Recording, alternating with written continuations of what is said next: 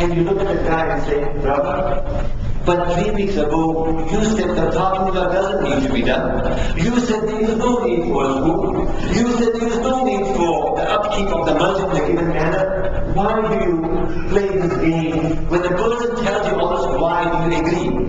Now on the surface, it looks like a small matter. But this comes to the issue of sincerity. You are playing games with an individual. You are asking a question not out of sincerity. You are asking a question to get a rise out of the other individual. In the end, you end up creating problems for yourself. Because this is what you do. You are saying one thing, you are doing something else. You are eliciting one response, but in private you are meaning to do something else, regarding the given response. This is what Allah subhanahu wa ta'ala does not like. Allah subhanahu wa ta'ala likes individuals that are not just sincere, but when they ask and when they give advice to those that are in charge, they are sincere in their advice. They don't play mind games. Because when you play mind games, you affect yourself and you affect those around you. Again, coming to the issue of crisis, this results in a form of crisis. Although you look at it as a crisis, one thing builds on another. And you notice all these various issues, when you stack them up, they end up creating a community problem. First it is your personal problem. You notice that individuals think this way, they themselves get confused. Eventually they end up creating confusion for others. Thereafter they end up creating confusion for the community. Thereafter it goes on a societal level. That is why, my dear respected Muslim brothers in Islam, as much as we hate to hear this, it is no wonder we are as messed up as not just Muslims but as a nation.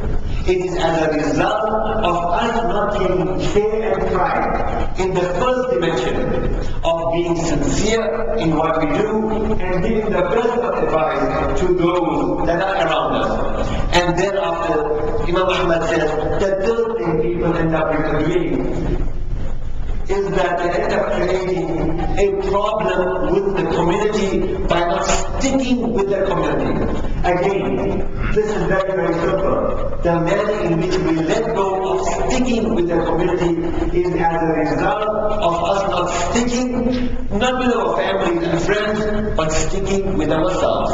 In other words, your own heart is becoming polluted. And when you cannot reconcile with yourself, then how can you reconcile with others? That's why they say, before you start loving others out there, first start loving yourself. And the way in which you love yourself is by doing the right thing for yourself and towards yourself. And if you cannot do right things for yourself, trust me, it will be very difficult for you and I to do rightful things and good things for others out there.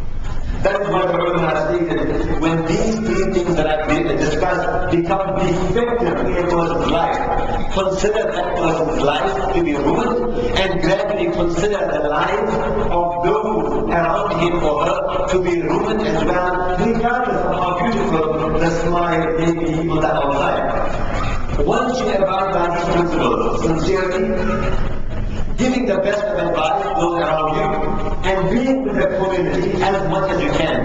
And then if challenges come your way, the Quran says, then of course most certainly all you who believe, seek help.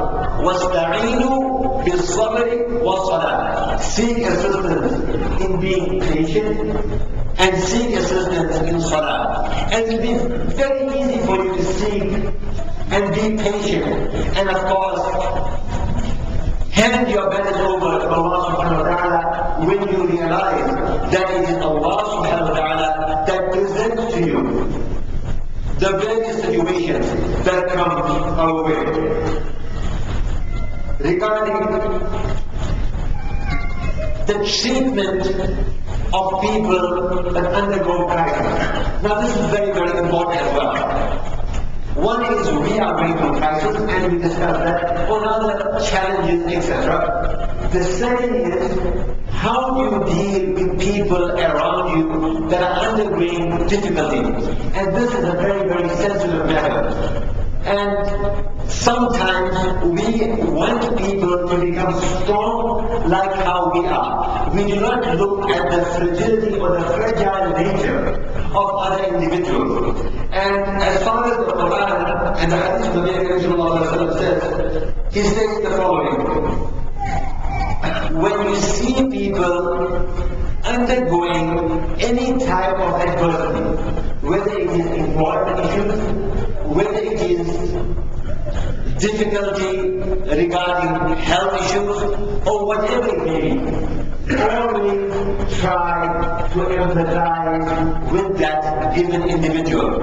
And my dear respected Muslim brothers in Islam, this is where our weakness lies. We happen to think that because we have overcome many things out there, others must become like us in as far as overcoming whatever they are going through as well. And this is not what Islam is all about. Islam is about caring and compassion. And one of the elements and dimensions of caring and compassion is sometimes, of course, you cannot help another person when they are going through difficulty. But what you can do is empathize with the individual and say to yourself, the least you can do is, oh Allah subhanahu wa ta'ala, oh our Creator, help this individual overcome this given adversity. Now this is very, very important. There is a thing called shaman. In other words, in Islam there is a phrase that one of the things we must make dua to Allah subhanahu wa ta'ala for is that He helps us with an internal system where when we see even our enemy going through difficulty, we don't say, you know what, you deserve it. It's about time you went through that. And this is also a form of crisis. When you start laughing at your enemy, I say this almost as a guarantee from Quran and Hadith, that when you laugh at another person, whether it is regarding a social matter or a political matter, and you can reflect upon this yourself, I guarantee you, in your life, you yourself either have been through that which you went through as a result of you laughing at someone else, or there is a great chance that if you are not forgiven by the person you have laughed at, you will go through that yourself in the future. That is, as we say, what goes around comes around. This is not a curse, this is reality. And I would have the following, as a simple advice. Sometimes you may say, I can't get up for Fajr Salah. Ask yourself, years back, months back, weeks back, who did you laugh at? Okay, you may say, look at so and so. He doesn't come to the masjid. Ask yourself, who did you laugh at? Or that individual laugh at? So that individual cannot do that given good. You may say to a person, look at that fellow over there. Look at that woman over there. She doesn't take care of her mother.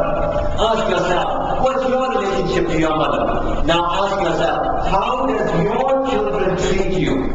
And your wife or your mother, etc., etc. You realize what goes around comes around. That is why in Islam we have to empathize with individuals. Whatever situation they are going through, we have to say, oh Allah, you know why this person is going through the given depression, crisis, whatever. Oh Allah, I ask you, although I may have the resentment in my heart regarding this person, oh Allah, make it easy for this person. And you will realize when you did this, you yourself would feel therapeutic. Also at the time of crisis, if you want your heart to be rising, try the following method. And my teachers used to tell us this, but you know, in class, you have issues with people that are around you. I mean, sometimes you are studying with people for 5 years and 7 years. You get to know everyone more than you should get to know them. And sometimes animosity will come your way. You will begin to say things like, you know, I just don't really hang around this person. Look how sloppy he eats. Small things like that. Or when a person prays, he'll bump each another next to him, and you'll say, you know what is wrong with this guy? I can't just stand straight in prayer. In other words, eventually you begin to have thoughts regarding others that are not very positive.